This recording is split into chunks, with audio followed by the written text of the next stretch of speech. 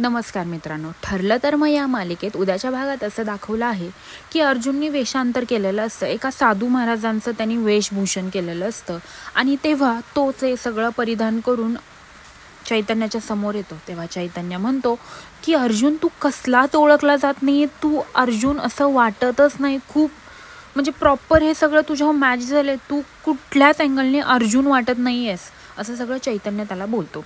नंतर ना ते सगळेजण आता साक्षीच्या घराकडे जायला निघतात आणि साक्षीच्या घराकडे येतात आणि तेव्हा अर्जुन म्हणतो आता आपला फोकस फक्त आणि फक्त साक्षीच्या त्या तुटलेल्या पेंडलवरच राहील. आणि असं बोलून तो सगळ्यांना सांगत असतो आणि हे सगळं ते आता वर्कआउट करायला सुरुवात करतात. तेव्हा अर्जुन गाडीतनं बाहेर उतरतो आणि आता सायली म्हणजेच साक्षीच्या घरात जायला निघतो.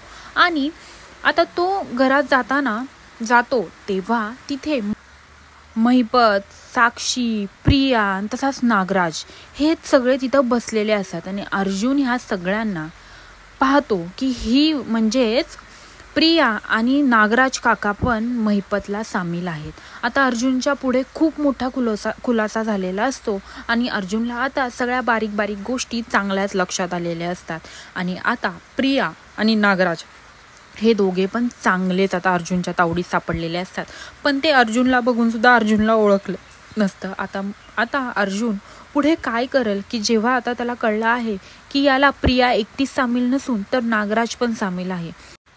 तसंच प्रतिमाने नाव घेतलेलं होतं की नागराजने तिच्यावर हल्ला केला. हे सगळं अर्जुनच्या लक्षात येईल का आणि हे सगळ्याशी खरं मूळ नागराज पण आहे हे अर्जुनला कळेल का, हे पाहण्यासाठी विसरू नका ठरलं तर मग आणि माझ्या चॅनलला लवकरात लवकर सबस्क्राईब करा.